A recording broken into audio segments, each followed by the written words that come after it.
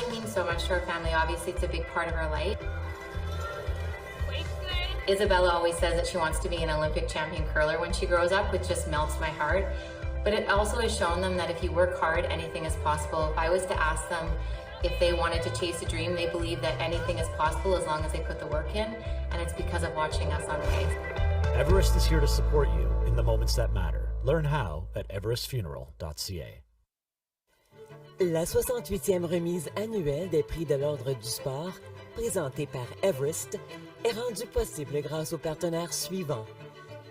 The 68th Annual Order of Sport Awards, presented by Everest, is brought to you by the following partners: Everest, Air Canada, CN, CBC Sports, Maple Leaf Sports and Entertainment, Power Corporation, RBC Capital Markets, TD Securities. Et grâce aux partenaires communautaires suivants, and by these community partners.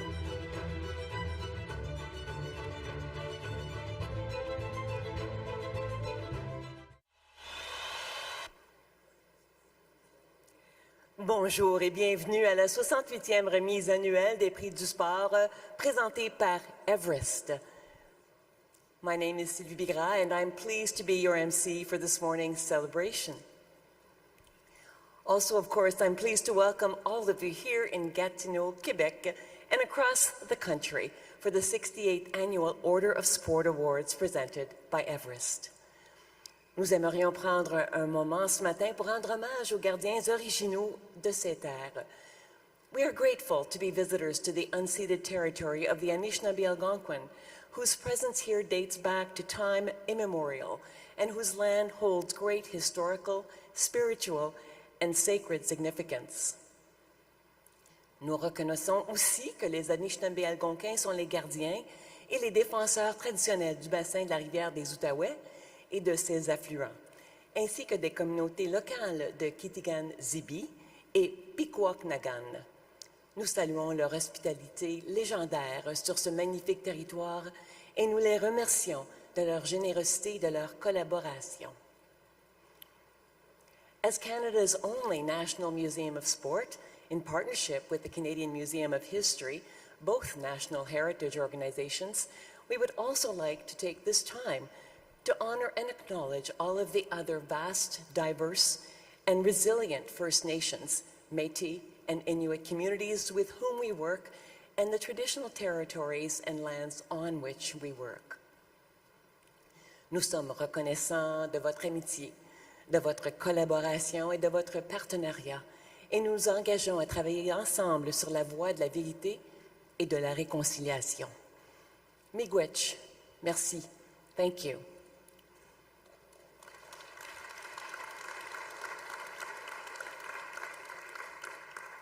Mesdames et messieurs, accueillons maintenant Rose Stratford du club de ski de fond Nakertalk pour l'interprétation de notre hymne national. Veuillez vous lever, s'il vous plaît. Please rise for our national anthem.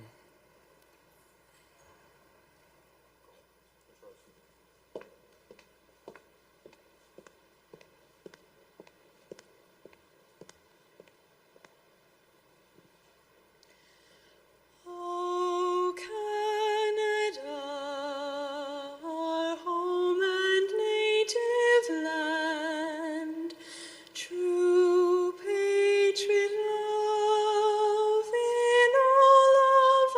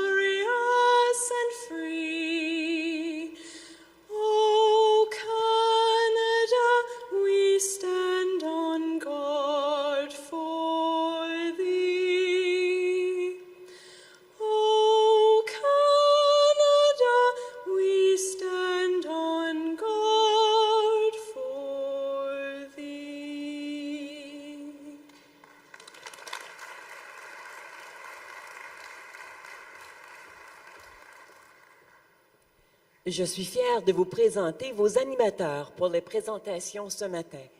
Please welcome your hosts for this morning's celebrations presented by Everest, Hall of Famers and Order of Sport recipients Alexandre Despatie and Monique Horn-Miller. Merci beaucoup, merci. Bonjour à tout le monde ici présent aujourd'hui avec nous dans la spectaculaire Grande Galerie du Musée canadien de l'Histoire, ici à Gatineau, au Québec, ainsi qu'à tous ceux et celles qui se joignent à nous de partout au pays et de partout dans le monde grâce à la diffusion en direct et en continu. Je sais que c'est une journée très, très spéciale, une journée unique pour tous les intronisés aujourd'hui. Je l'ai vécu moi-même il y a quelques années. Ça commence ici ce matin, ça se termine ce soir avec une autre célébration. Donc, de pouvoir revenir dans un autre rôle et pouvoir le vivre avec eux aujourd'hui et avec vous, ça me fait un énorme plaisir. Yes, it is such an honor to be here and get this opportunity. And you know, coming off the Paris Olympics, where the Olympics and the Paralympic Games reminded us of the unifying power of sport. And that's what makes today so special. And I'm thrilled to be here today celebrating the role of sport and what it plays in this country. We are so pleased to be hosting this morning's event in this beautiful venue designed by the amazing Douglas Cardinal. And you know, we are here at this venue to celebrate with our friends and our partners at the Canadian Museum of History. With thousands of students, sports fans, and communities joining us from across the country via live stream, we are grateful to have our friends at RBC Capital Markets, TD Securities, for helping make all of this happen. Canada Sports Hall of Fame is a living tribute to the transformative power of sport and its role in shaping our national identity. It connects Canadians to the iconic figures, the stories, the moments of sports that are deeply woven into our culture. And how all of this comes together is that the Order of Sport, Canada's highest sporting honor, marks the induction into Canada's Sports Hall of Fame. As a proud Hall of Fame member, both of us, Alex and I are part of a family of more than 740 Order of Sport recipients that represent 80 sports. Canada's Sports Hall Selection Committee has the very important and very challenging job of reviewing hundreds of applications, public nominations, selecting a group of athletes, sports builders, and trailblazers each year to receive the Order of Sport. Le Panthéon des sports canadiens est le seul musée national du sport de notre pays et il a la tâche très, très importante et très difficile de sélectionner tous les ans un groupe d'athlètes et de bâtisseurs qui vont recevoir l'Ordre du sport, qui est le plus grand honneur sportif de notre pays, notre beau pays ici au Canada. Bien que l'excellence dans le sport soit essentielle pour être admis à l'Ordre du sport, le prix exige surtout de faire preuve de la passion et de la volonté d'exceller au-delà des sites sportifs. Though outstanding performance and contribution in sports is vital for qualifying for the Order of Sport, this honor also recognizes those who exhibit passion, drive to advocating for significant causes, communities, and changes that resonate with Canadians. Each Order of Sport recipient personifies how sports play a crucial role in our society. Just as this event has changed so much from when you and I were inducted, Alex, it has been incredible to watch how Canada's Sports Hall of Fame has changed the way in which it has connected with Canadians of all ages. Back in 2019, I was invited to join as part of their education program, and at that time, they were reaching approximately 11,000 youth. And now the Hall is empowering over 9,000 educators, coaches, and caregivers through their national education program, reaching over 1.2 million youth across all provinces and territories, including thousands of youth joining us this morning via live stream.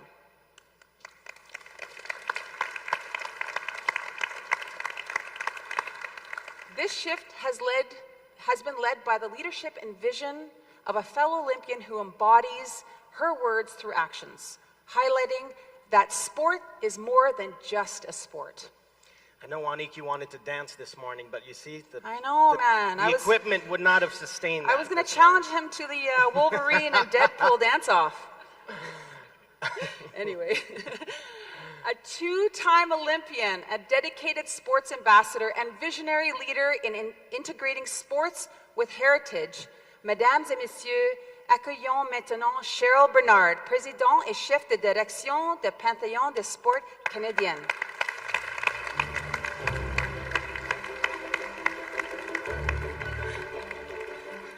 Ladies and gentlemen, distinguished guests, the many Hall of Famers in attendance, and most importantly, the class of 2024.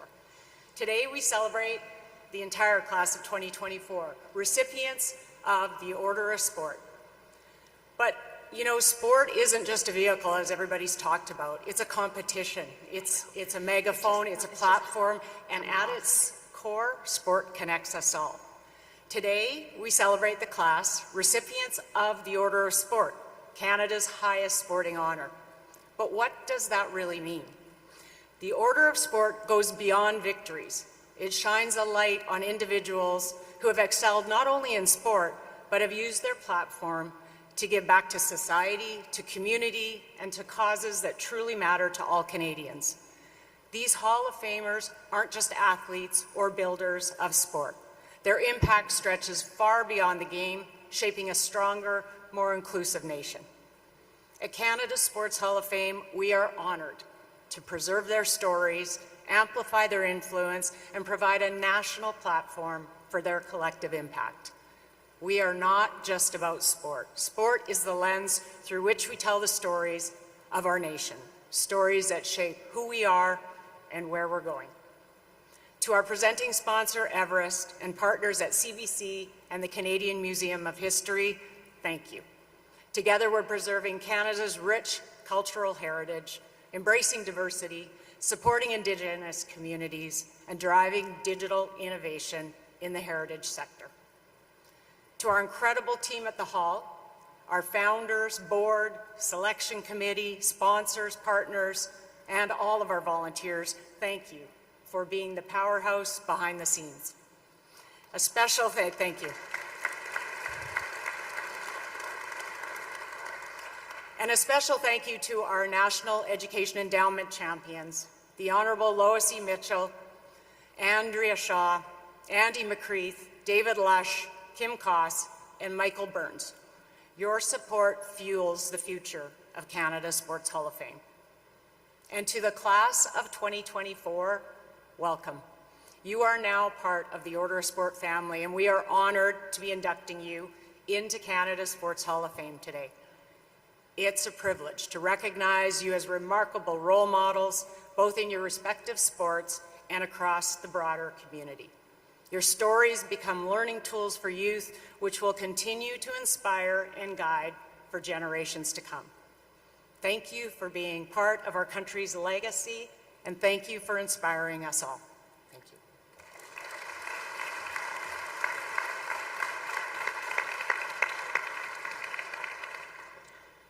Thank you so much, Cheryl, and thank you for being our leader at the Hall of Fame. I really enjoyed watching your career when you were still on the ice, so it's great to be in the Hall of Fame and also being led by you, of course. If we could go back up a little bit here. All right, here we go. And our generous hosts of today's celebrations, the incredible Canadian Museum of History, as we just heard, is an amazing partner to Canada's Sports Hall of Fame. And now, please welcome Canadian Museum History's President and Chief Executive Officer, la Directrice Générale et Présidente du Musée canadien de l'Histoire, Madame Caroline Dromaguin.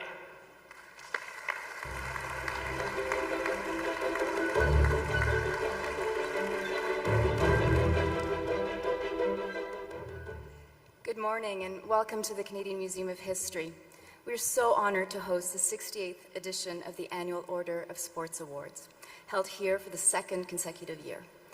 This is a celebration of the exceptional achievements of the class of 2024, recognizing the lasting impact of these individuals on Canadian sport.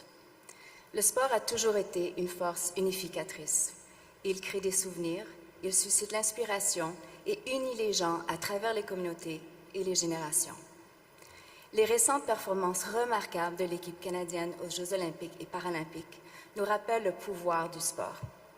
At the Canadian Museum of History, we recognize the importance of preserving and sharing these iconic moments and stories as vital pieces of our national narrative. That's why we are proud to collaborate with the Canadian Sports Hall of Fame and to include the Order of Sport collection in the National Collection. Cette collaboration historique, combinée à notre solide collection sportive existante, reflète la riche diversité de l'excellence sportive canadienne. Mais nous ne nous contentons pas de préserver l'histoire.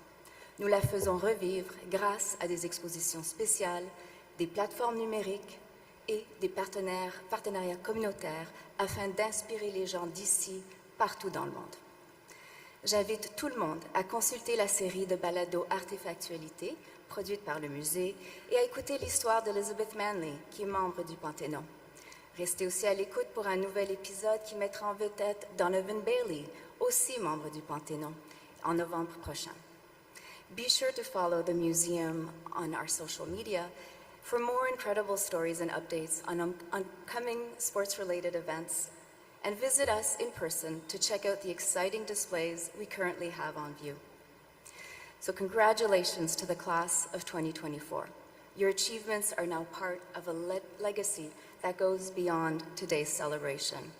And we look forward to working with all of you to ensure that the objects and stories we preserve are part of your journey.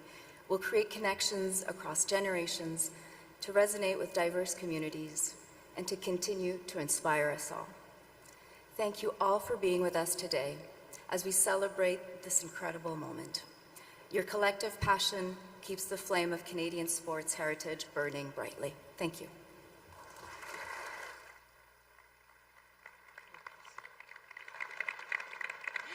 Thank you so much, Caroline. This Order of Sport celebration is not possible without those corporate partners who share in the belief that recognizing those who have made immense contributions to sport and country really does matter. Everest has been an integral partner to Canada's Sports Hall of Fame, and in particular, this day, the Order of Sport Awards. Please welcome fellow Hall of Famer and chairman of the Everest Funeral Concierge Curling Board, part of the Furby Four, Randy Furby.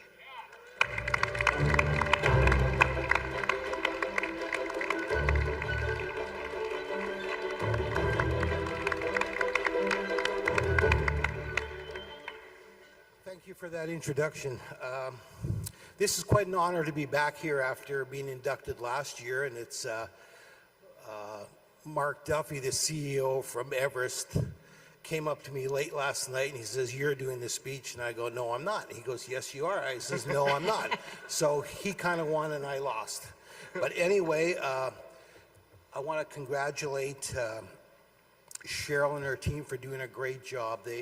We've been involved with Everest sponsoring this event for, I think this is the 4th year now, and it is a fantastic event. Our company just loves being involved in this, and it just fits with who we want to deal with and the people we want to see. And so I congratulate Cheryl and her team again for putting on a wonderful event.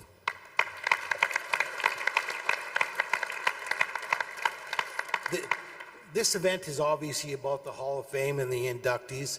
Obviously, I got to congratulate them, and I was talking to a few of them backstage, and it feels like going back 1 year, I was being interviewed by somebody, and they were telling me stories and whatnot. So now it's up to me to tell my stories to these people, and this is something that when you get the call to come into the hall, you go through a gamut of emotions. You're kind of shocked to begin with, like, why me? You're excited, you're ecstatic, and at the same time, you're very nervous coming here.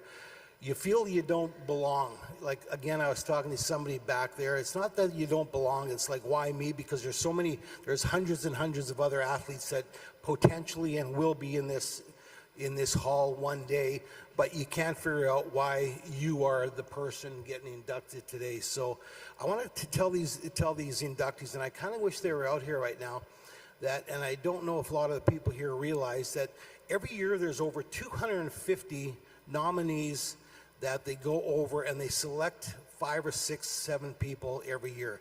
Just think about that. And the process starts again every year. So it is a very prestigious and a huge honor to be inducted into this. And again, I want to congratulate these people. I hope they have a great day. I hope they have a great night. I hope they have a great year. And I hope to continue seeing them at this event year after year. Thank you very much.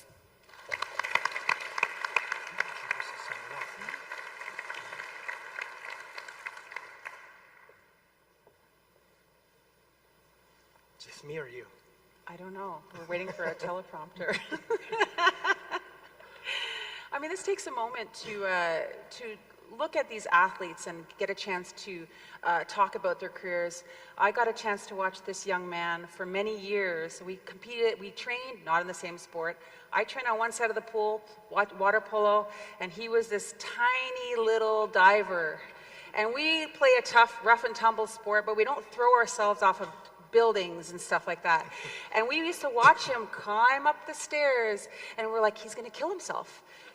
That's child endangerment. He's endangering himself. Everything was under control. You guys were beating each other up into the water. I know. And I watched that from the other side of the pool, from the heights of the 10-meter platform. And to be here with you is an honor, and to get a chance to watch your career and now to see what you're doing after, and being here today to celebrate more athletes. I'm glad you survived. We're here. We are I'm here today to be with you. I think this is you. Okay. You know, we are, let's go back. Yeah, okay. Thank you, Randy. Thank you so much. Obviously, it was great to see Randy and the Furby 4 inducted last year. They were the best interview. Amazing interview. And as a Hall of Famer, I'm proud to represent a heritage institution with nearly 70 years of legacy of amplifying, promoting, and preserving the power of sport. Canada's Sports Hall of Fame has evolved immensely over the years, and I invite you to enjoy this snapshot into the Hall's story. August 24th, 1955, a special day for Canadians. Marked by a symbolic lighting of a flame, Canada's Sports Hall of Fame opens in Stanley Barracks at the CNE grounds in Toronto, bringing to Canadians pieces of our nation's sporting history. As Canada's only national museum of sport, Canada's Sports Hall of Fame was founded on a commitment to preserve and share this nation's rich sporting history through the curation of artifacts and stories showcasing Canadians who have reached the pinnacle of sport. As we entered a challenging time without a home and constrained to boxes, Canada's Sports Hall of Fame was down, but definitely not out. With an army of passionate supporters at our back, education programs, digital content, and off-site exhibits were created, inspiring new pathways to connect to Canadians, channeling the perseverance of the Hall of Famers this institution was founded upon. Making a relocation west and establishing a physical presence in Calgary, Alberta, a city, a province, and a country rallied around a new era of Canada's Sports Hall of Fame. Recognizing the legacy of the nearly 700 Hall of Famers inducted in our first 65 years was bigger than one location. A new mission began with their stories, lessons, artifacts, and inspiration pouring into social media feeds, classrooms, and communities across the nation. Guided by the commitment to share these remarkable stories that help shape our country, the evolution of our story is most apparent in the ways we connect this nation to the transformative power of sport. Sharing the power of a Hall of Famer's story, their artifacts, their lessons, their good, and delivering that story in ways and in places where they are needed most. Connecting youth to a Hall of Famer's journey, sharing pieces of their story and how the passion for sport saved his life. Showing them that they too can achieve greatness in sport and life despite adversity, challenge, and circumstance. Amplifying stories that demonstrate resilience and leadership, sparking conversation in classrooms and at kitchen tables across this country. Nurturing the spirit and legacy of sport, providing a platform to nominate athletes, builders, and trailblazers who achieve greatness and are compelled to go beyond the win, the podium, the field, the ice rink. Recognizing those who give back to their communities as role models, educators, and leaders, and are deserving of Canada's highest sporting honor, the Order of Sport. Through the lens of sport, history is preserved, accomplishments are recorded, and stories are told. The impact of sport has the power to make us all better. Our nation inherits the stories Hall of Famers leave behind, and we are honored to play a role in sharing them. We are stewards of sport and history tellers. Be a part of our story.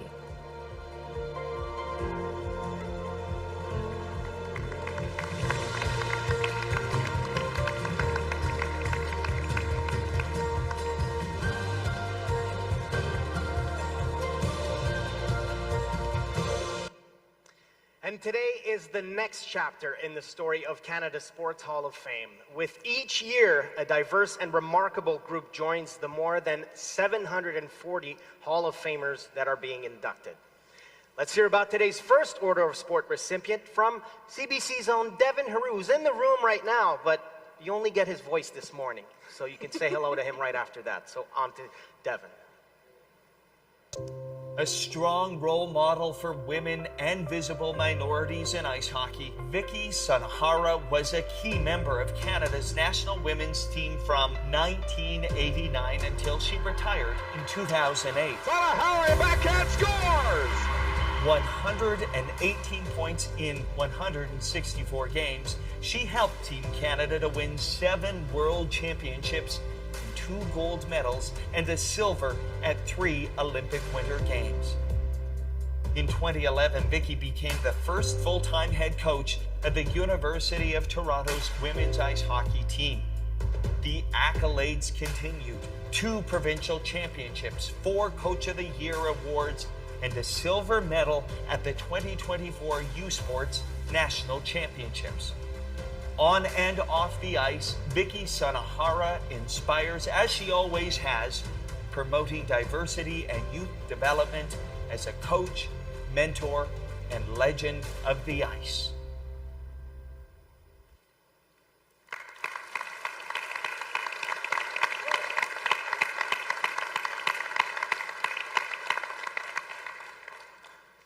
From on the ice to behind the bench, she is dedicated to promoting a sense of belonging for everyone in the sport she loves. Representing the sport of ice hockey in the athlete category, please welcome Vicky Sunohara.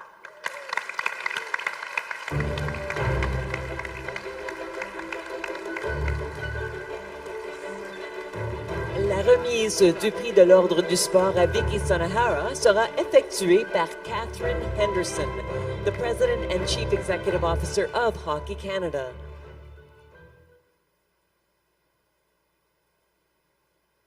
Accompanying Catherine is Paris 2024 Paralympic Games gold medalist and flag bearer Nicholas Bennett.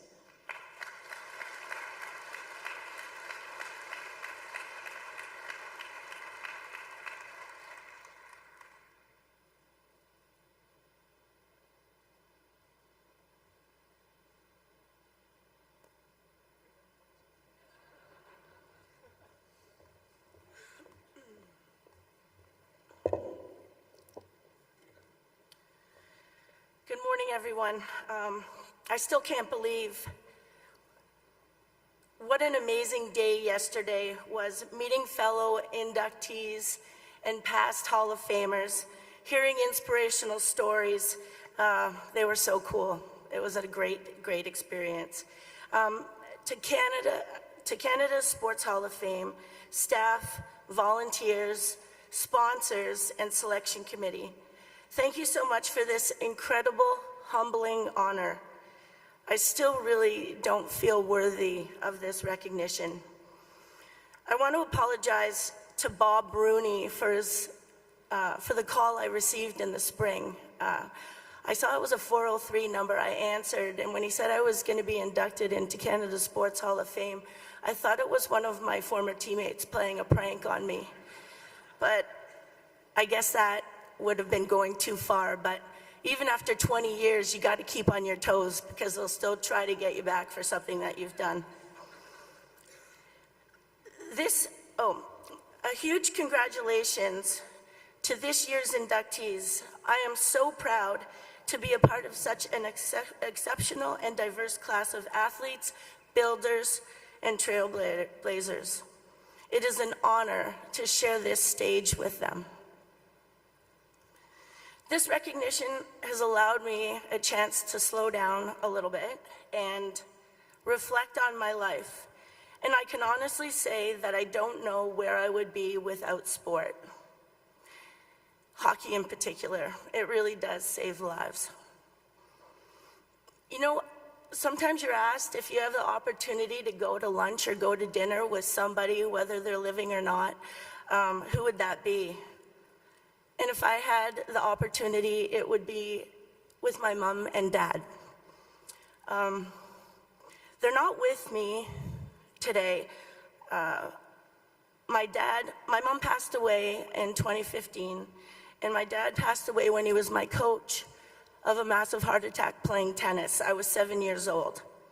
I didn't have much time with him, but I know that I got his passion for hockey, all sports really, he played everything as well as I did, and his competitiveness. I would want to thank him for introducing me to sports and providing me the opportunity to play whatever I wanted. My mom was left to raise my three kids at 42. Even though I know now as a parent how incredibly difficult this must have been, I never missed a practice, game, tournament, or anything. My mom was my biggest fan. And as I got older, she wanted to come with me to everything. And as I said, never missed a World Championships or Olympics. She was always there. There's so many people that I'd like to thank. And I know that I'm gonna forget and miss some, but just know how special that you are to me. My coaches and staff at Hockey Canada, thank you for giving me the opportunity to play with our women's national team program for 18 years. They were truly some of the best years of my life. The World Championships and Olympics, not only it was competition, but it was like a family reunion, bringing all my friends and relatives together. To my teammates, many of who are my closest friends, Jana, who is here today, Cassie, who would be here, though she is across the country, Lori Dupuis, Allison Fox, Apsy, Furdog, Bish. We shared so many laughs and had so many great times. I am truly blessed with the best friends one could have. To Beth Ali, our recently retired executive athletic director at U of T, thank you for allowing me to stay in the game and coach our women's team at the University of Toronto. It's a dream position for me, and sometimes difficult to say I'm going to work. To Chris Delson, he's here today, a strength and conditioning coach I had. I lost a baby in 2003, and I thought that I would be giving up sport. And he took me under his wing and brought me back, and just was the kindest person. And without his support, I probably wouldn't be here today. So thank you, Chris. To Judy, Kim, Talbert, thank you for your support, not only when I was playing, but now as a coach. I know I'm always working and I'm always away, and I'm always leaving you guys to drive the boys around and pick up the pieces of my life, and I really appreciate you allowing me to do what I love to do and continue in my journey with sport. Finally, for my best accomplishments ever, words can't express, Jarrett and Drayden, what you mean to me. I know I will never win Mom of the Year. I'll never be able to bake cookies or cook pizza without burning it. And I know that I'll never be able to draw up face-offs like Sidney Crosby does. But when I coach you, I love it. Please know that Coach Vic, that's what they call me, not Mom, but Coach Vic, loves you, and I will do everything I can to support you in anything you want to do. If you learn anything from me, I hope it's this. Be kind, be a great teammate on the ice, on the baseball diamond, but in life. And play and live free. Thank you, everybody, for this incredible honor.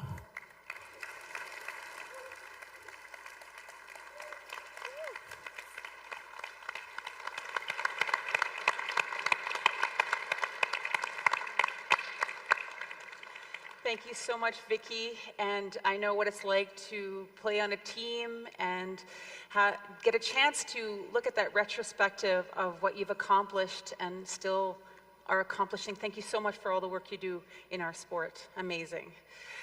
You know, and for our next inductee, who like Vicky, continues to use their podium in sport as a platform for society. Over to you, Devin. One of Canada's most decorated Paralympic swimmers, Winnipeg's Kirby Cote, won 13 medals and set world records while competing at 3 Paralympic Games. Kirby Cote, she is bringing it home. This will be her second gold medal of these Paralympics. In Athens in 2004, Cote dominated, striking gold 5 times and adding 2 silver medals. Look at the lead that Cote has opened up. Away from the pool, her impact on the disability sports movement has been transformative. In 2018, Kirby helped establish Accessible Sports Connection Manitoba, a foundation for creating accessible and inclusive spaces while inspiring people with disabilities to participate in sports together with family and friends. Cote has a compassionate understanding that everyone should have the opportunity to chase their dreams.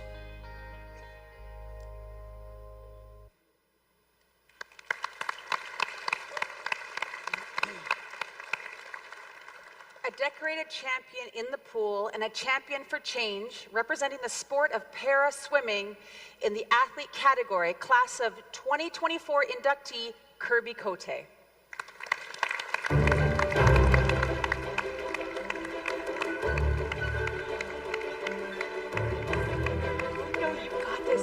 Presenting the Order of Sport Award to Kirby Cote is Robert Cassius de Lainval, Vice Chair of the Canadian Paralympic Foundation.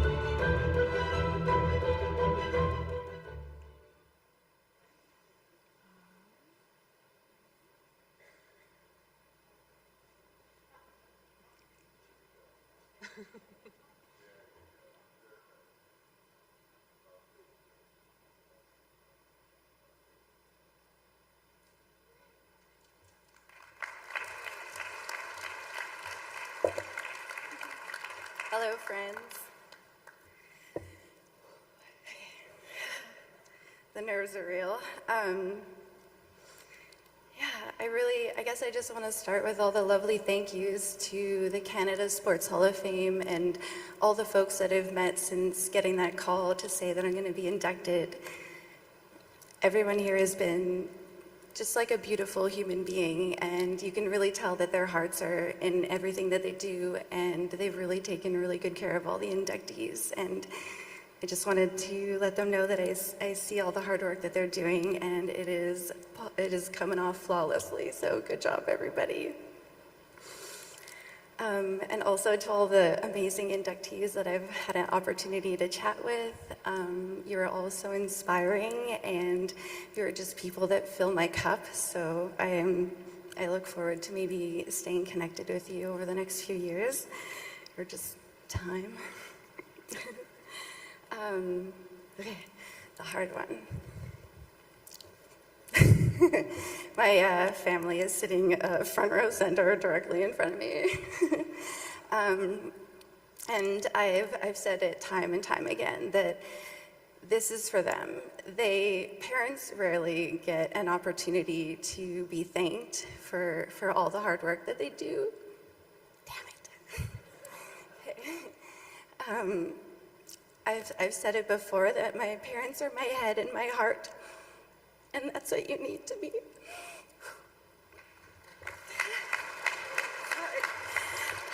Okay, And that is what you need to be a good human and a great athlete. And my sister is one of my best friends. And, you know, we were so young at those Paralympic Games. We had no clue what was happening. It was weird. But she was just always a safe person to come home to, eat French fries, you know, watch Lost Boys. Like, that was the things that we would do so that I didn't have to wear my Kirby the athlete hat, and I'm very thankful for that. And now in the future, I have a partner, Eric, who did not know me at all as the athlete bro that I used to be, and he's here for all the things that I get to do now. And Eric sees all the hard work that I do in my role with Accessible Sport Connection Manitoba, and there are still tears there, and there is still a need for somebody to fall back on and support me in those goals. And so, you know, it's really important that you are here for this today too. My final thank you is to the disability community, something that has been a work in progress for me to connect with. It's really weird when you're a Paralympic athlete and you're told you're this superstar, and you know, you're like, I can't even tell you're disabled, and all these weird things that just like don't entirely feel right, but you don't know why. And now I know, because I've had an opportunity to connect with the real disability community, maybe not real, but like my disability community in Manitoba. They've taught me that disability is about creativity. It is about curiosity. It is safety third. It is embarrassing moments that nobody cares about. And for them, I'm just thankful that I'm part of that community, and it has for sure made me a lot about who I am today. I found a weird little quote, and it's a bit dark and twisty like myself, and I'm going to read it to you. It speaks to my experience in an elite level sport, or maybe just as an athlete with a disability. It's actually a Herman Hesse quote. Sorry, Herman. It says, "My story isn't pleasant. It's not sweet and harmonious like invented stories. It tastes of folly and bewilderment, of madness and dream, like the life of all people who no longer want to lie to themselves." My experience in sport was a bit of a rocky one, and I don't really wish it actually on anybody. But I overcame, as you know, because of people in front of me. But it's the word dream that really resonates with me for sport. I dream of joy. When I speak about the disability community and sport, it's the joy that being physically active with friends and family brings you as a person with a disability. It is taking up space. It is moving your body in a way that is real to you and to nobody else. And it is this joy that just fills my heart.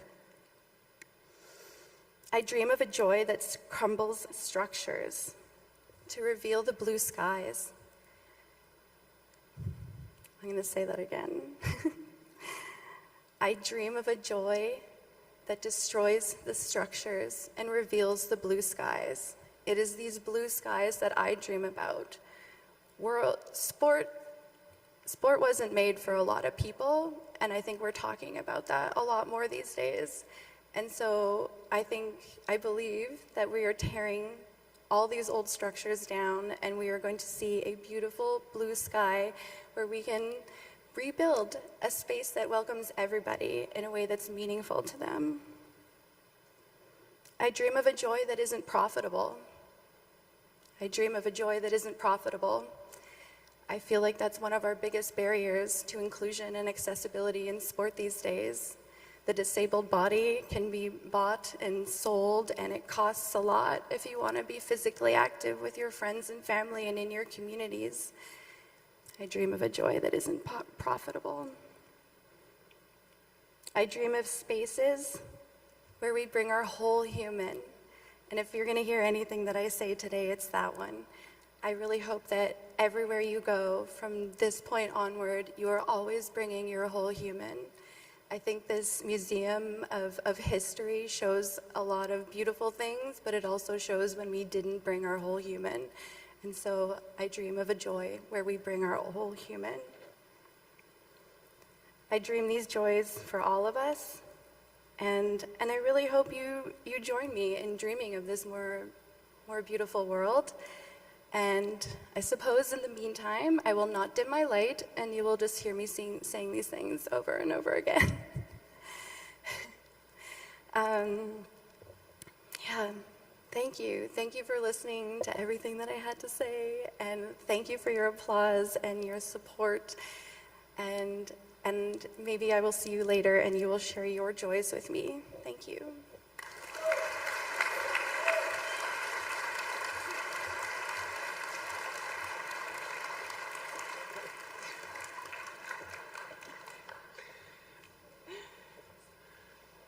That is the first seat in the Hall of Fame. This is it right here. Kirby, you have to get your seat. You earned it. La prochaine personne intronisée a atteint des hauteurs extraordinaires et est une personne absolument incroyable et a eu un impact énorme sur son sport. Alors, pour nous en dire un petit peu plus, encore une fois, la voix de Devin Heroux.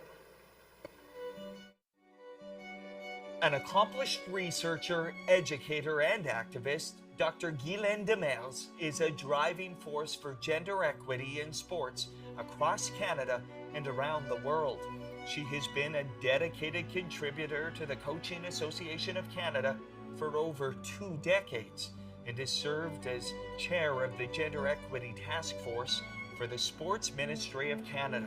When you open doors, women are showing up, so just give them the space and the room. Recipient of the IOC's Women in Sport Award for the Americas, Guylaine's achievements are fueled by decades of dedicated advocacy and scholarship. Thanks to her efforts, Dr. Demers helps to make sports a more equitable, safe, and welcoming place for everyone.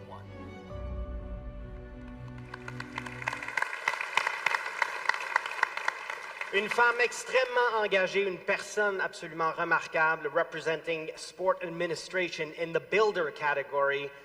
Accueillons très fort, mesdames et messieurs, Dr. Guylaine Demers.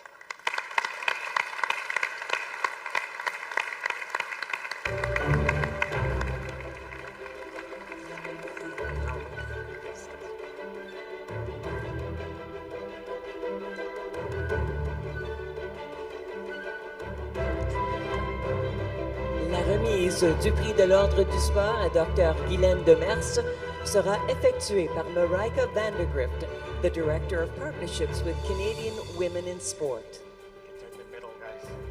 Accompanying Marika is Paris 2024 Paralympic Games silver medalist and flag bearer Brianna Hennessy. Voilà.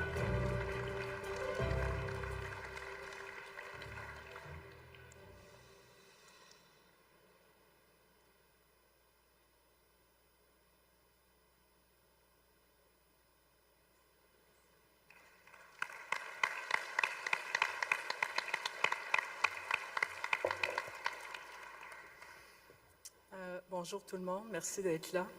Alors, vous comprendrez que mon speech va être en français. D'abord, je veux remercier le comité de sélection et Sandy Kirby qui a mis mon nom en nomination et de m'avoir retenu. Juste vous raconter brièvement quand le président du conseil d'administration a essayé de me rejoindre, ça a été difficile, et il a finalement réussi à me parler. Tu regardes ton téléphone, puis c'est un numéro que tu ne connais pas, un code régional louche. J'ai dit, ça doit être une arnaque. Je n'étais pas sûre, j'étais pour répondre, mais finalement, j'ai répondu. Une chance que j'ai répondu. Alors, pour m'annoncer que j'avais effectivement, que je recevrais l'Ordre du sport. Alors, j'étais extrêmement surprise, mais très, très, très touchée.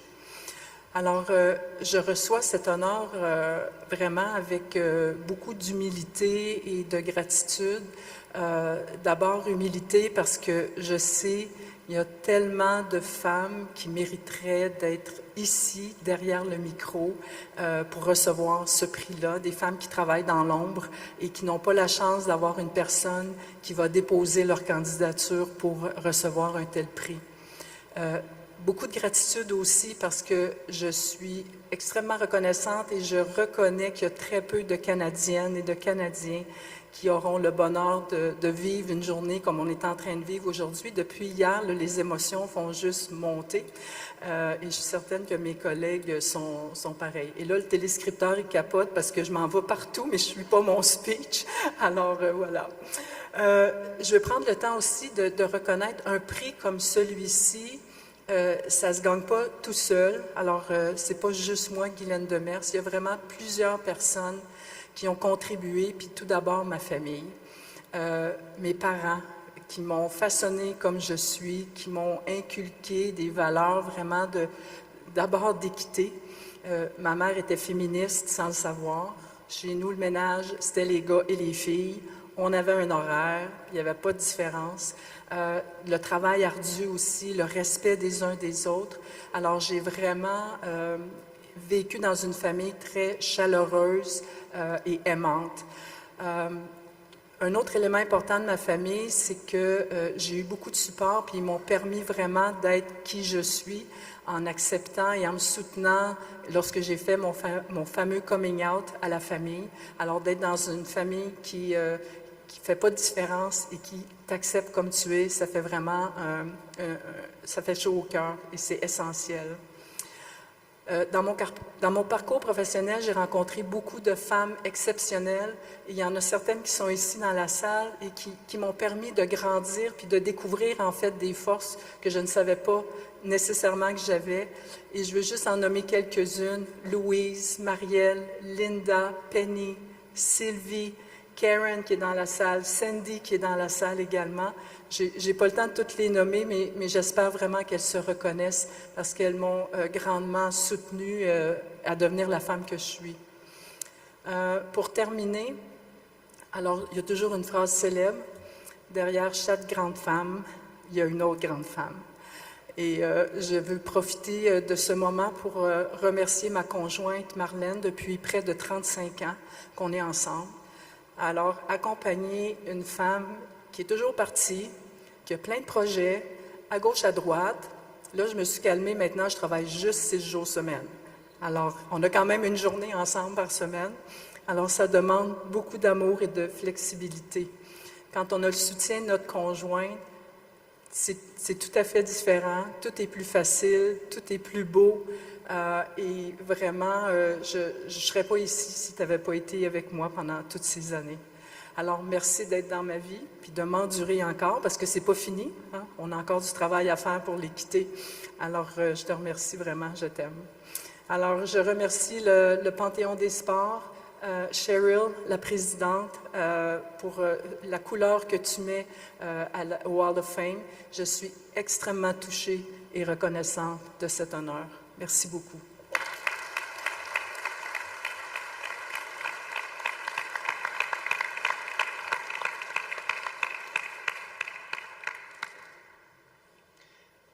This next inductee captivated the hearts of Canadians with his artistry, his grace, his panache, his flair. He's got everything. So back to Devon for more. Born in Windsor, Ontario in 1923, Fred Thomas was a multi-sport phenom who refused to let prejudice limit his boundless potential. After serving in the RCAF during the Second World War, Fred enrolled at Assumption College, where he became an outstanding varsity athlete. In 1948, he broke the color barrier in the minor league baseball's Eastern League. A year later, he was the first Black Canadian to play football for the Toronto Argonauts and went on to play professional basketball in the U.S. with the New York Reds and the Harlem Globetrotters. After a decorated athletic career, Thomas became a highly regarded high school teacher in Toronto. Passing away in 1981 at the age of 57, Fred Thomas left behind a remarkable story of groundbreaking achievement.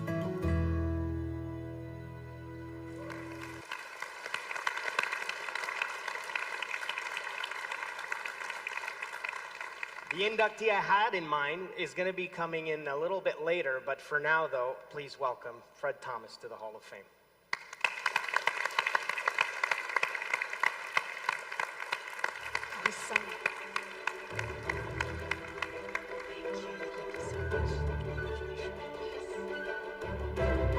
Presenting the Order of Sport Award to Frederick Demers Thomas, the son of Fred Thomas, is Senator Marty McBean, Hall of Famer and Board of Governor, Canada's Sports Hall of Fame.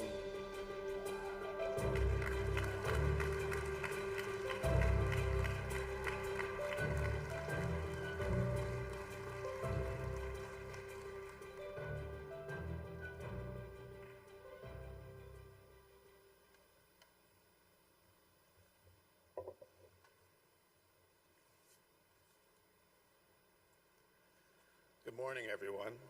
My name is Frederick Dennis Thomas, and on behalf of my brothers, Greg and Anthony, and the entire Thomas family, we are very grateful and thankful to receive the Order of Sport from Canada's Sports Hall of Fame, and on behalf of my late father, Fred Thomas, are extremely proud and honored to accept his induction as a multi-sport athlete.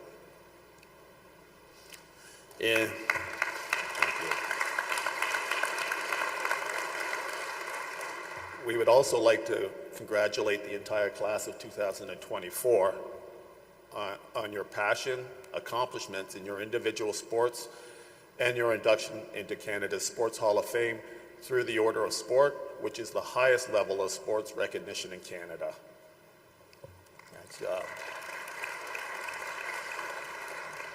It's such an honor for our late father to receive this recognition. And to us, it exemplifies not only his hard work and dedication and perseverance and passion for sports, but his true strength, which was his character. His character was developed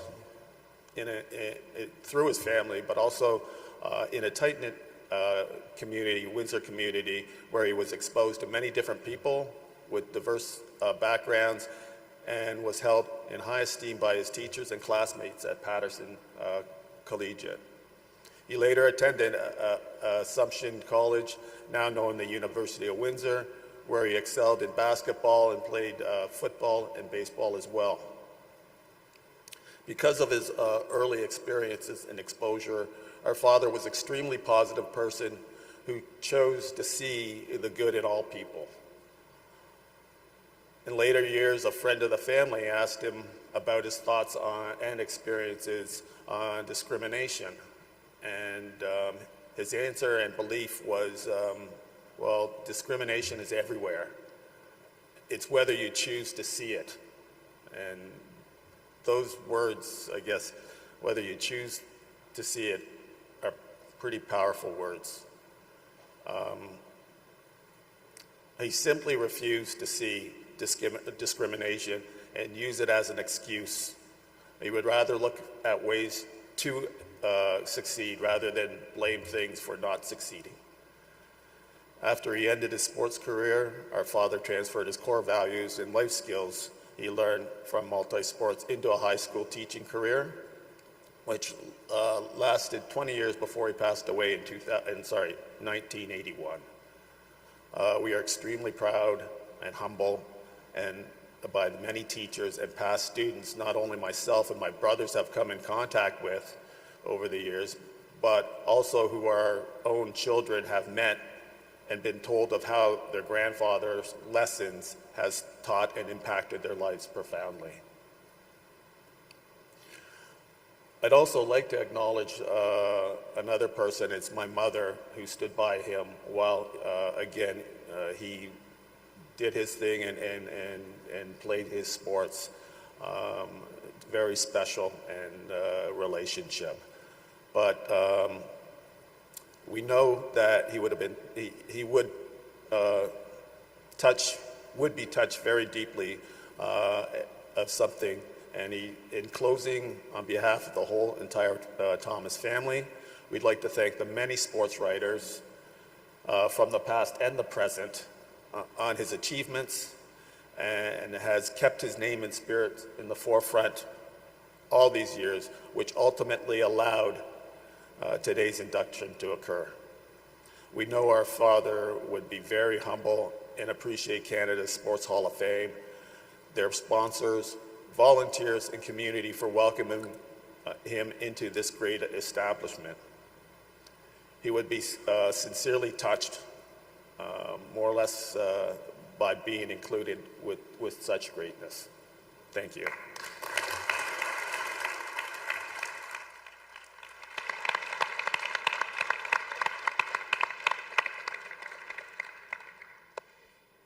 This next inductee, many of you got a chance to see his grace, artistry, and athletic talent on the ice. So Devin, show us a little bit about what made this incredible athlete. The most decorated male figure skater in Canadian history, Patrick Chan, has captivated audiences and elevated his sport with his refined, poetic blend of technical precision and expressive artistry. Vintage Patrick Chan. A 10-time national champion and 3-time world champion, Chan represented Canada at 3 Olympic Winter Games, winning 1 gold and 2 silver medals. You know, sometimes it's not about the medals you win. It's about the feelings you leave behind you. An inspiring mentor and role model, Patrick continues to support worthy causes, including Special Olympics Canada and Movember Canada, and has played a key role in shaping Skate Canada's commitment to equity, diversity, and inclusion.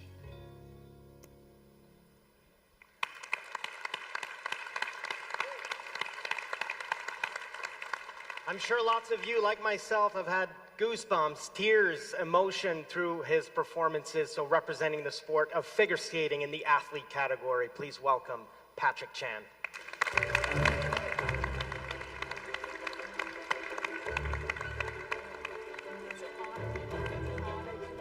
Presenting the Order of Sport Award to Patrick Chan is Karen Butcher, President of Skate Canada.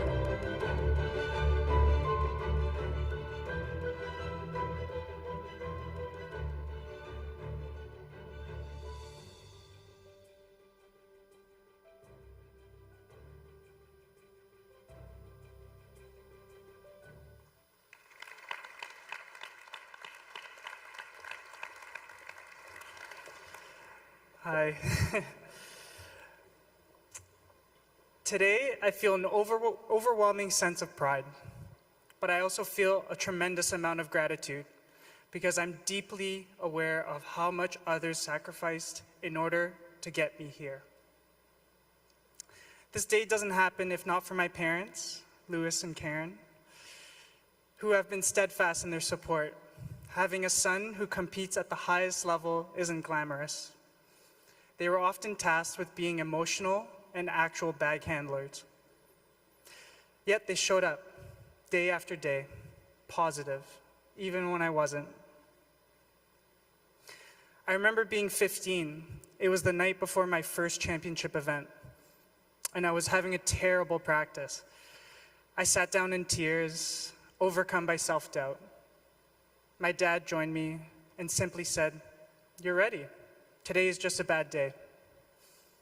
Somehow my parents knew just what to say to an emotional teenager.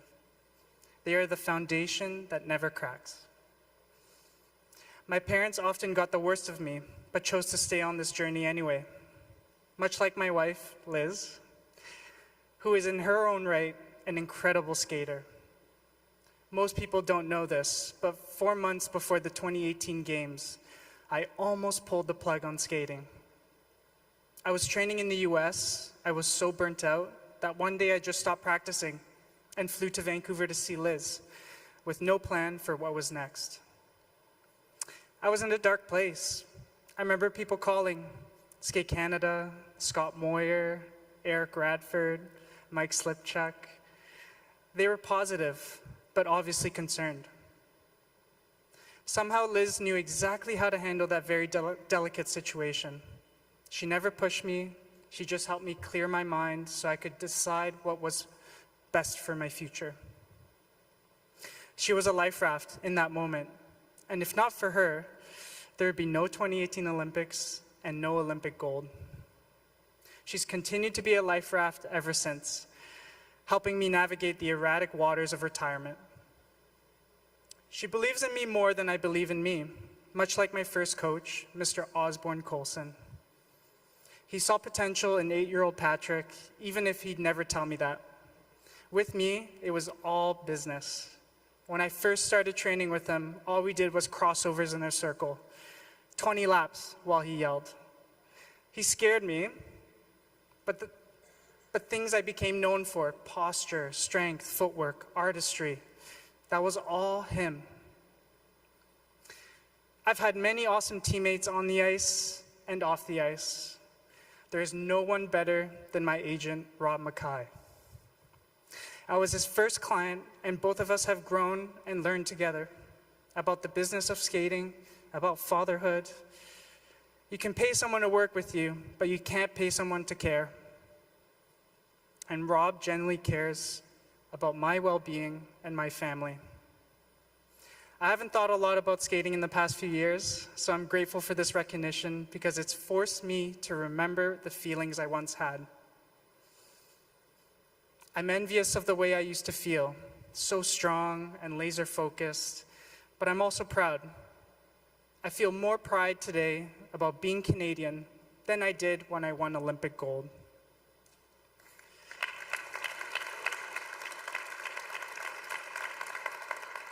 But were it not for many people sacrificing themselves to support me, neither that day nor this one would have occurred. Thank you to all of them and to all of you, and congratulations to the rest of the class of 2024. Thank you.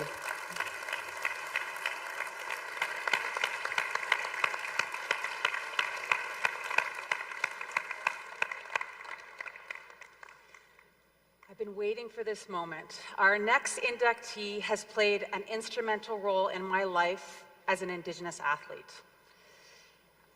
I remember first meeting this inductee when I was about 14 years old, and his impact on Indigenous sport in this country is something that you can't quantify in a statue, but you can quantify in the success and passion of thousands and thousands of Indigenous athletes, coaches, and families from across this country.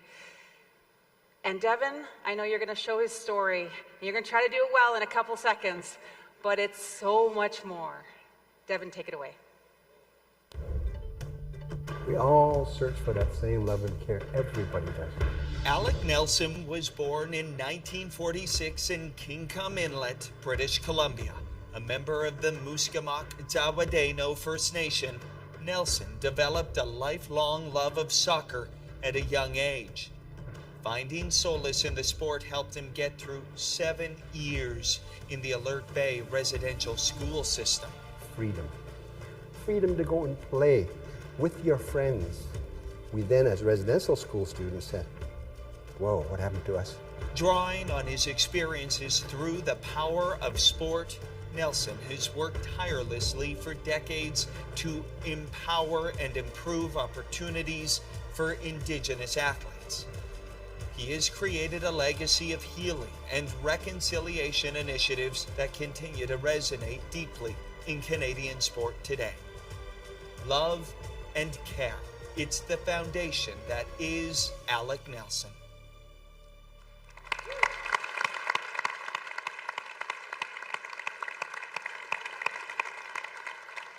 It's a personal honor to introduce this man.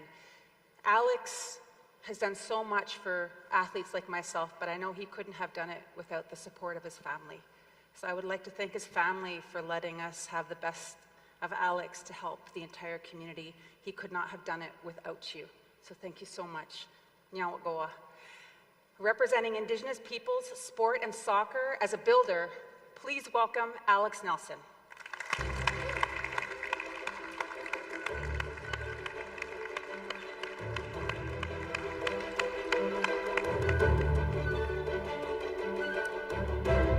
La remise du prix de l'Ordre du sport à Alec Nelson sera effectuée par Mélanie Allard, chef des relations avec les Autochtones chez CN. Accompanying Melanie is Paris 2024 Olympic Games athletics athlete Lauren Gale.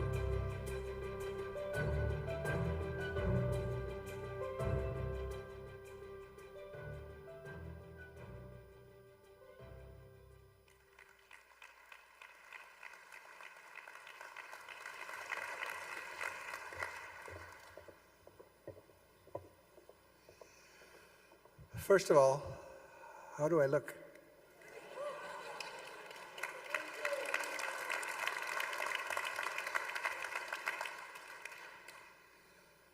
I just wanted to,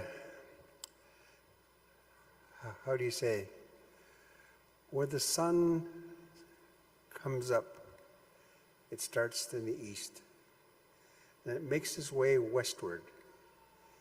And while it's making its way westward, it has multiple messages that comes with the sunrise. So on this note, I just want to say now I am way back east, and I just want to say thank you so much for starting a life here that is now recognized here. And I want to thank you for your attention, your moments.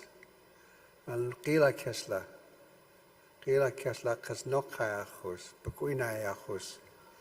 Thank you for your heart and your spirit. You have created a journey for myself, and it's a lifetime journey, as we know that. And there are wonderful players that come into play here. And I just want to say to my wife back home, thank you for who you are. Been married for over 50 years, and by golly, well worth it, you know.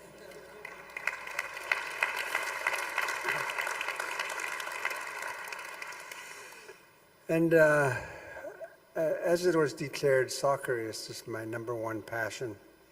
And by golly, I can sort of start to remember those teams that I've been playing with, the Oak Bay alumni, High Boys. And there was a youth development that we became involved in. And it's called the Little T-Birds. You know, and there again, they've been around for quite some time now. But I say to myself, they've helped us build a family, not only of young children playing this game, but also the adults, the men and the women involved in that same game. And to say, thank you for that. Thank you for that creation for myself. And as it was mentioned, I just noticed something's written there, but the residential school stuff, I asked myself, what could I say? I started to understand sort of a system that comes our way. And as a order of sport, I say it started back in Victoria, when I received an award there. It went provincial, and now here in Canada. And then I said, you have an opportunity to speak to Canada. And that's where the residential school story comes into play. That's where reconciliation, the theme of reconciliation, comes into play. Don't be afraid to hold back. And my nephew said, Uncle, don't hold back. Tell them who you are, where you're coming from, and where your heart is at right now. And so with this, Canada, I just want to thank you for the opportunity to be speaking to you as Canadians. And the experience of exercising that goes even bigger in its own way. To be involved in the North American Indigenous Games, I speak to not only Canada, but also the United States. And so with that, I just want to thank you all for coming together to come and celebrate this momentous occasion for all of us. And I get to tell the story. I sat with Mr. Chan. I sat there in that same room. But there again, it just comes back here. And I look at my wonderful one-eek horn. Awesome. Nice to see you again. I saw Elwood Morris the other day and high-performance athletes. It's just, there's a spirit that is just there. It captures your heart and your imagination as to who's who out in the field. And speaking about field, I just say there's a goal post that is there for me to put that ball wherever I want. So I'll leave it at that for now, and I just want to say thank you, Canada, for what you've done.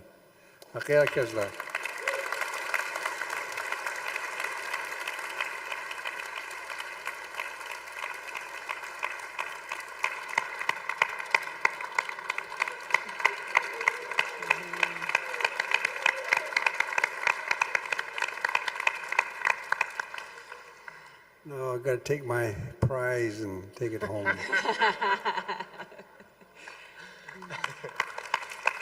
Merci beaucoup, Monsieur Nelson. La catégorie pionnier créée en 2022 reconnaît les personnes ou les équipes dont la contribution significative en sport et l'impact sur la culture dans un sens large ont pavé la voie pour les prochaines générations d'athlètes et de bâtisseurs. The Trailblazer category recognizes those who are notable for their contributions to sport, their impact on the broader culture, and who have paved the way for the next generation of athletes and builders. Our next inductee has done exactly that, and to tell us more, Devin Haru.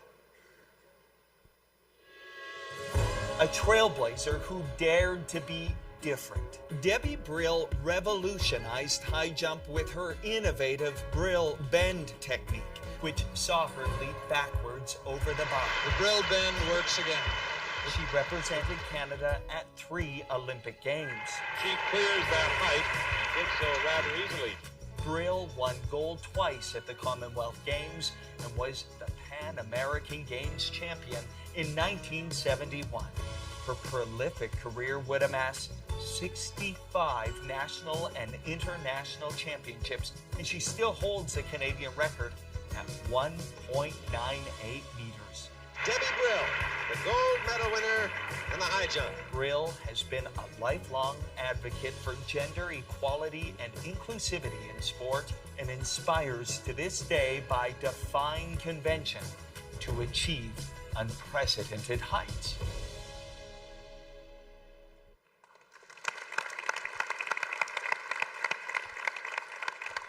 A trendsetter for her sport, and really, indeed, Devin, reaching unprecedented heights, representing the sport of high jump in the Trailblazer category. Ladies and gentlemen, welcome Debbie Brill.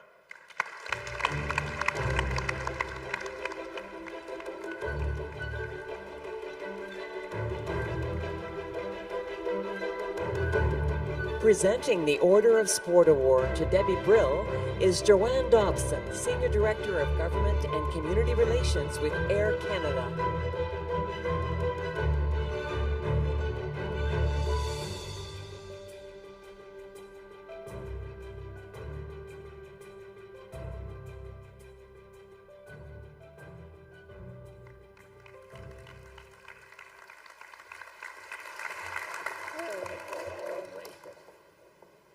Trying to see my family somewhere. Oh, there you are. Ah, God, this is way more nerve-wracking than walking out in the middle of a stadium of thousands of people. First of all, I'd like to just congratulate all of the class of 2024. These are amazing stories, and you've been such inspiring people. It's wonderful to meet all of you. I'd like to thank Canada Sports Hall of Fame for inducting me. This is a really great honor. Now that I know so much about it, I'm very surprised that I'm here, and I thank you very much. I'd like to thank my wonderful husband, Doug, who started the ball rolling on this. My sister Connie and her husband Colin, my nephew Kevin, who are here to help me celebrate, and for Jacob and Anya, our son, and daughter-in-law for holding the fort at home and taking care of all our fur babies so I could be here. And I'd like a special thanks to Ruth Cowan, really, who kept me on. I really wouldn't have known what to do without her help. I would have been just, I wouldn't have known. I never really thought of myself as a trailblazer. I think the real trailblazers in my life were my parents. They started life together with a brand new name, Brill, and they started that for a new family and new ideas. From them, I learned so many lessons that I carry forward with me to this day. Among them, first, I think one of the most important was that anything a man can do, a woman can do. Anything a man can aspire to, a woman can aspire to. Thank you. And we lived that. I grew up with 3 brothers and a sister. We all milked the cows, did the haying, did the cooking, did the sewing, carried the water, slopped the barns out. So we all did everything. And my father talked to me about equality of the sexes, but my mother showed me what that was. Oh. Yes. Another thing I learned is that regardless of my achievements, I was no more important in this family than any one of my brothers and sisters. We were all equally loved. It didn't matter so much what I did as the person that I was and the person I became. I learned a degree of humility from my father, who, when I would come home after thinking I was all that, having done some big thing, he would look at me and he'd say, "Debbie, get off your high horse." And he kept my feet firmly planted on the ground. They were also always there to see me through any big disappointments, let me know I was still loved and cherished regardless of what I accomplished. And whether or not I chose to even stay in the sport, it didn't matter to them. I was still that special daughter. Well, they were also the people behind the scenes. I was really just a shy little skinny girl who just wanted to jump the way she wanted to jump. And my parents were, and I'm thinking I'm out there doing it all myself, my parents were behind the scene fighting the fight constantly, saying, "No, you can't ban the jump, just let her do it, just let her do it. No, you can't disqualify." I didn't know those things. I learned those much later. So with this background, it was easy for me to walk into what was essentially a male-dominated world. The world of sport was, it wasn't a particularly friendly place for women. The 1972 Olympics, my first Olympics, was the first Olympics that allowed women to run more than 800 meters. They were allowed to run 1,500 meters. Women competed in very few sports, and that was apparently for our own protection. Didn't we know that all that hard work and training would make it difficult for us to have children? You may not believe it, but that was a question I was asked many times. There were no women coaches, no women sports writers, no women in the Olympic Committee. So if you wanted to go just beyond being a girl in sport, you had to be a trailblazer. And I know so many women from that time and today who are still trailblazers. And I'm just one of them. I refuse to be defined by social norms or expectations. Those were all man-made, and I felt that anything that was man-made could be remade by women. I didn't see my goal as winning gold medals. What I wanted to do was be the very best I could be. And if that won gold medals, that was a bonus. But it wasn't what drove me. One of the wonderful things about sport is that it's black and white. You either made the jump, the throw, the time, the goal, or you didn't. There's no shifting ground, no second guessing yourself. It is the objective thing we can measure ourselves against. We can't talk or think our way around it, can't explain it into being well done when it wasn't. And for me, that was the objective, hard truth I could measure myself by. The point of clarity when the rest of the world was so full of subjective, emotional instability, uncertainty, and unknown. There's a sense of purity in that moment of clarity when the height is cleared, the goal scored, the game won, both for those who achieve it and those watching. And for many, it's a very cathartic moment, a moment when there is no doubt, no confusion, and no uncertainty. And for me, that is the power of sport. Thank you all so very much for being here.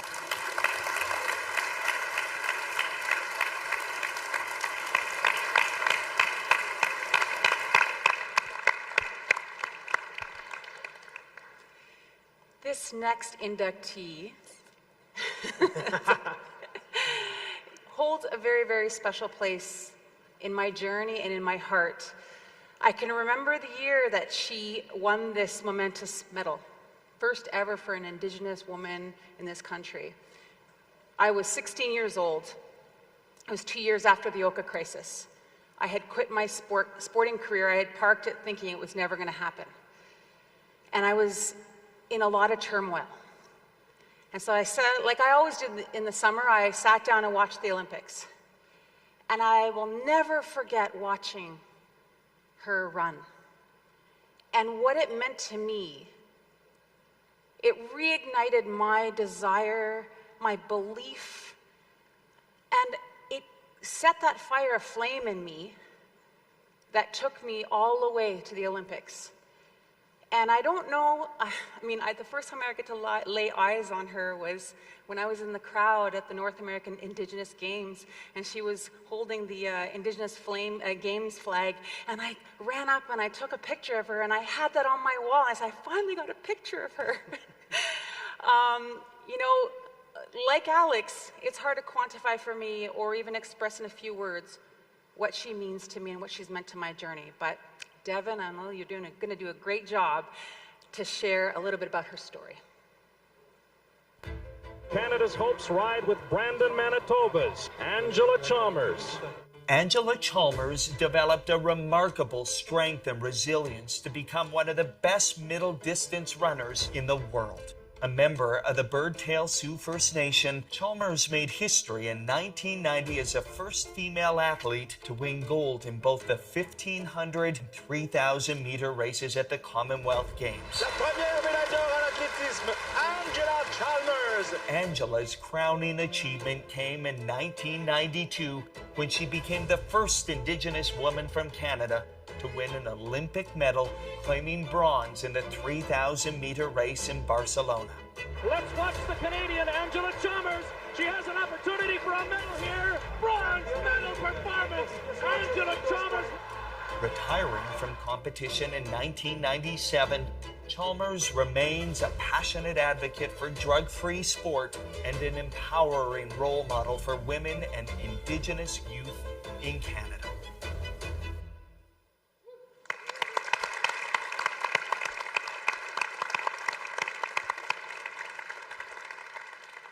Angela was definitely a role model for me, but like Alex, she could not have done it without her family. So I would like to thank all of you that have come all this way to honor her. Thank you for all the support you have given her. I know what my family meant to me and what Angela meant to me in my life. Role models like her save lives. They save lives, they inspire, and they give hope. And your Angela gave me hope. So thank you so much. What an honor and pleasure it is to welcome to the class of 2024, representing athletics, Angela Chalmers.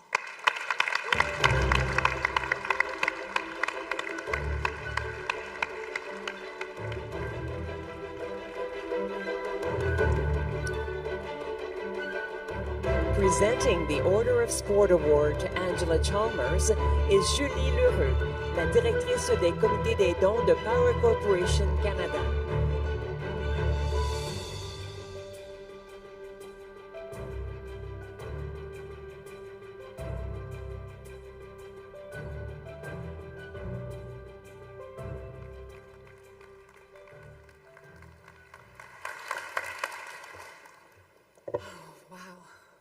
Bonjour, good morning.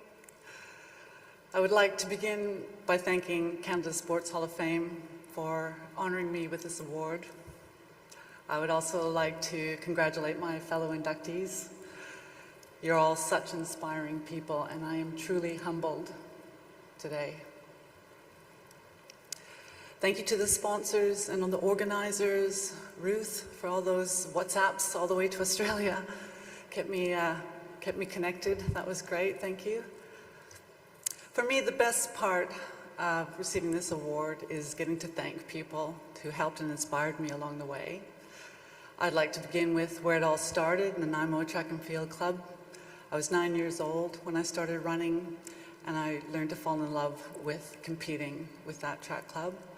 I think grassroots organizations like Nanaimo Track Club deserve recognition for providing a start gate for many Canadian athletes. I would like to thank also the coaches that I worked with along the way. After I left Nanaimo, I worked with Ron Moffat with the Brandon Sundowners and won 2 national junior titles under him. I ran with Ron Mann and Warren Mandrell at Northern Arizona University. But throughout my international career, I had the privilege to work with Win Gimitrowski, who was a true genius at creating a training regime that got me to perform and peak at the right time. And believe me, that's not easy to do. So thank you, Win. I'd also like to thank Dr. David Johns, who helped me with self-belief, self-efficacy, and race planning, race preparation. Dr. Wally Craver for helping me with my overall mental health. As I said, getting it right under pressure requires the right mindset. And I can remember at the 1992 Olympics, trying to sleep in the Olympic Village, and every time I closed my eyes, I'd just see the track, and I'd get a jolt of adrenaline, and it was just, obviously important to sleep and rest. So I had to get to a place where I felt calm and relaxed, and I would visualize my Kushi, which is Dakota for grandmother, and I would imagine her in her sweet grass, and she used to plait our hair, my sisters and I, and put little leather strips on the bottom, and I'd try to evoke that. And I'm so grateful for those memories from my grandmother that helped me to get to a peaceful and tranquil place.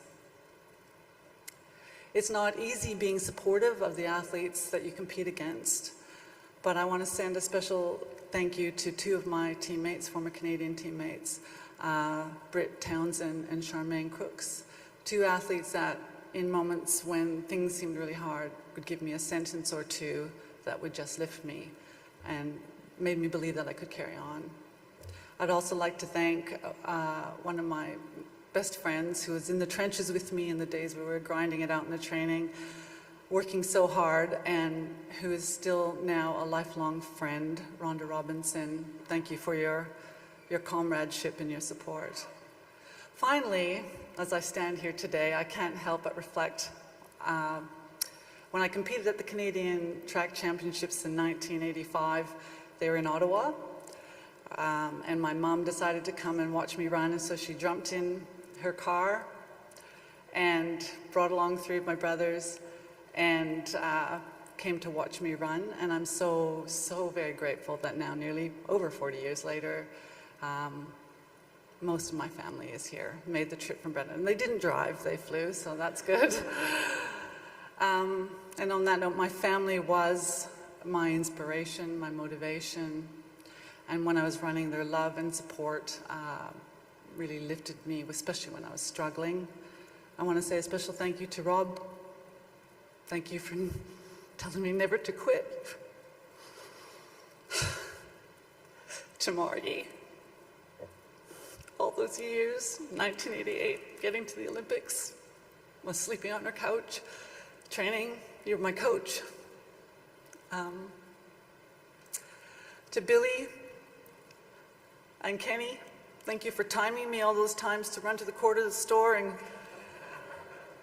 pretending that I broke my world record every single time. For Stu,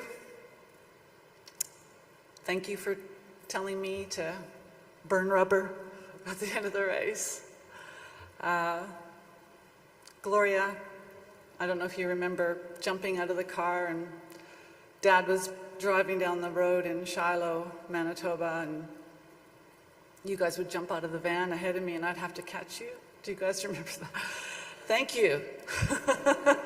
You were not that big when that happened. And Eddie, all those days in CFB, Shiloh, in the middle of the night, running on the ice and snow, and I'm sorry I was such a bad sport every time you beat me.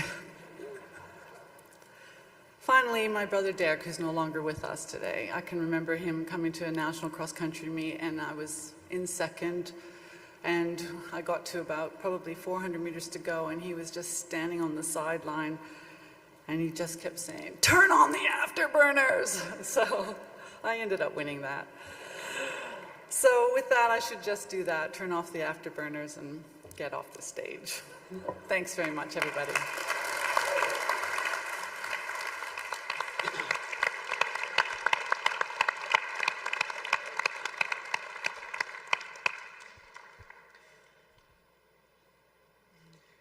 One more outstanding athlete, outstanding person to celebrate here today, and just to hear a little more about them for one more time today, here's the voice of Devin Haru.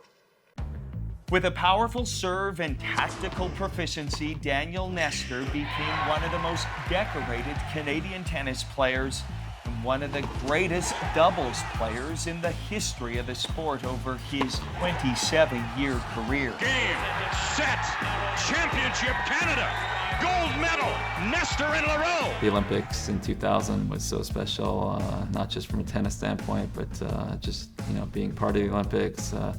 And winning, and just people who aren't tennis fans, taking note of that, and so it was very special to win for Canada. Winning a combined 91 doubles titles with 11 different partners, Nestor was the first male to win every Grand Slam title, every Masters 1000 tournament, the ATP Tour Finals, and Olympic gold. Look back, and I think that it was just important for me to be the best I could be and control what I could do, and longevity helped. I was able to play for a long time. Wasn't necessarily the best at anything, but I didn't really have holes in my game for doubles, and I think that really helped me play alongside different partners and have success with different players. So the greatest doubles victory ever in Davis Cup history by Canada. Daniel Nestor saves his best right at the end of his career.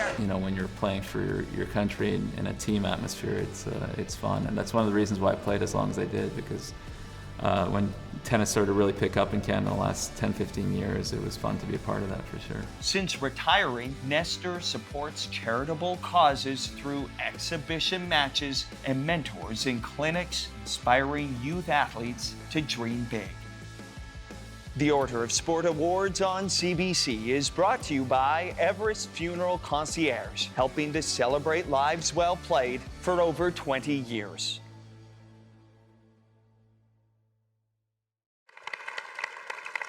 I was just 15 years old at my first Olympic Games in Sydney, and to watch Daniel and Sebastien win that gold medal and also achieve such a long-lasting career over the years gives me amazing pleasure to welcome this morning's final member of the class of 2024, representing the sport of tennis in the athlete category.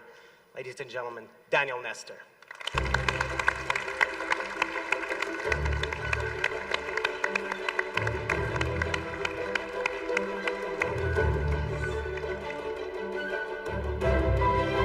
Presenting the Order of Sport Award to Daniel Nestor is Gavin Zib, Chief Executive Officer of Tennis Canada.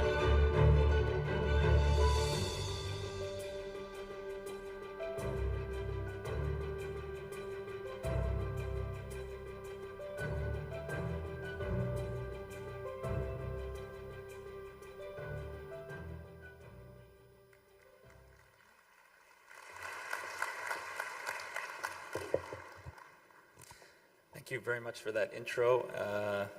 Thank you for this venue. It's beautiful for hosting us today. We're all very appreciative. Congrats to the class. I feel very humbled being part of this wonderful group, as well as a lot of the inductees from the past. It's crazy to be part of such a long list of amazing athletes. Yeah, I feel pretty blessed. I've had a pretty good life, and I feel very fortunate for many opportunities. Thank God for that, and for my family, my wife, good hand-eye coordination, all the above is helpful. start with my parents, many sacrifices. I can appreciate,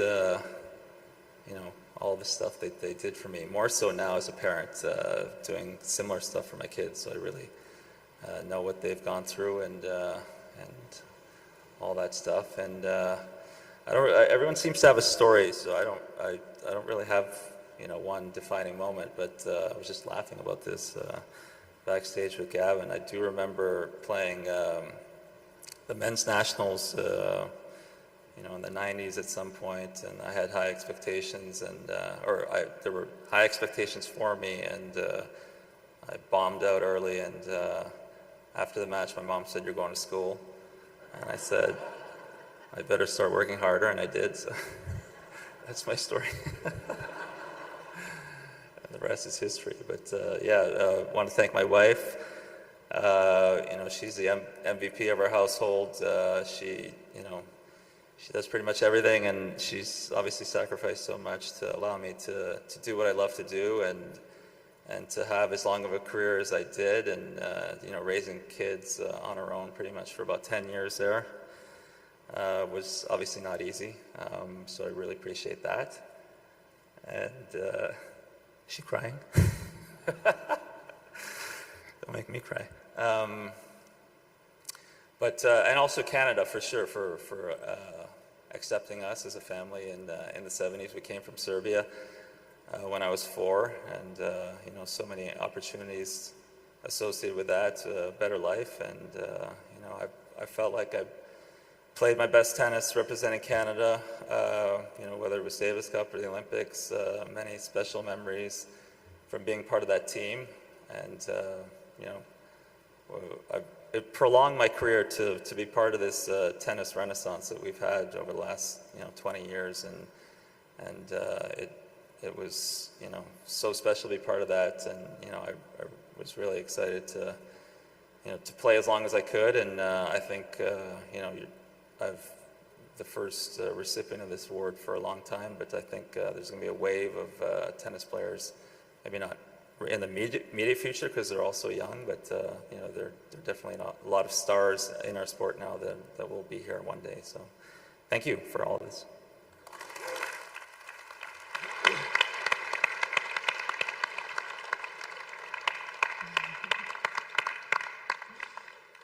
Aujourd'hui marque le point culminant d'un autre chapitre incroyable dans la vie de tous les intronisés aujourd'hui qui reçoivent l'Ordre du sport, le plus grand honneur sportif de notre pays, et sont intronisés au Panthéon des sports canadiens, rejoignant ici plus de 740 des figures les plus emblématiques du sport au Canada. It has been a very special honor for me to get a chance to be part of presenting this group with the Order of Sport. As recognition of their contributions to the communities that shape this country, as athletes, as sport builders and trailblazers, thank you for inspiring us all. As role models, leaders, and icons, you continue to do this with your continued hard work to make sport accessible, equal, inclusive, and amazing. To our long-standing presenting partner of the 68th Annual Order of Sport Awards, Everest, thank you for your support in honoring the lives well played. To Maple Leaf Sports and Entertainment and Power Corporation of Canada for their integral support of the Legends receptions taking place later today. To our partners and gracious hosts today for the Canadian Museum of History for this great venue. To our friends at RBC Capital Markets and TD Securities for helping ensure all of the thousands of youth watching from schools across the nation and had a chance to be a part of this exciting and special day, we thank you very, very much. To our partners at CN for being a cherished national partner and also helping bring the class of 2024's stories to life on the red carpet with this beautiful exhibit just a little down the hall.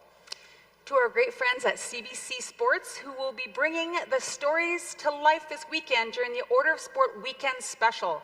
And a big thank you to all our official airline and shipping partners, Air Canada and Purolator, and to our youth empowerment partners, Canadian Women in Sport, Hockey Canada, and Tennis Canada, and the community partners, Canada Company, CIBC, GamTech, National Bank of Canada, Gazifer, and Une Société Unbridge, National Hockey League, the Mel Hoppenheimen Foundation, Petro-Canada, Riddell Family Charitable Foundation, and Scotiabank. Whew, okay. Good job, Wani. Great job. Maintenant aussi, évidemment, aux membres des médias, on vous dit un énorme merci d'avoir augmenté la visibilité du groupe remarquable d'athlètes et de bâtisseurs qui sont intronisés cette année. Votre appui est tellement apprécié, c'est essentiel à la reconnaissance du groupe de personnes qui font la classe de 2024. Before I invite the inductees up, I want to thank you. Thank you. For always being a great This was great. co-host I was really happy to do this with you here today. and Thank you. inspirational person. Thank you. You too, of course. Now we get to invite all the inductees. Please welcome with a standing ovation. Yes. The class of 2024.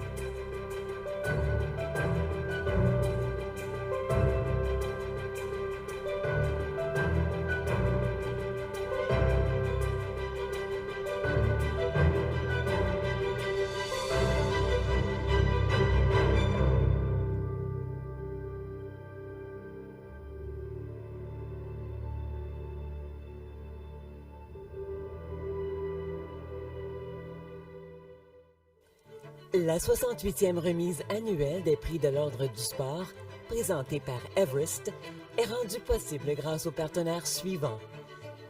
The 68th Annual Order of Sport Awards, presented by Everest, is brought to you by the following partners. Everest, Air Canada, CN, CBC Sports, Maple Leaf Sports and Entertainment, Power Corporation, RBC Capital Markets, TD Securities. Et grâce aux partenaires communautaires suivants, and by these community partners.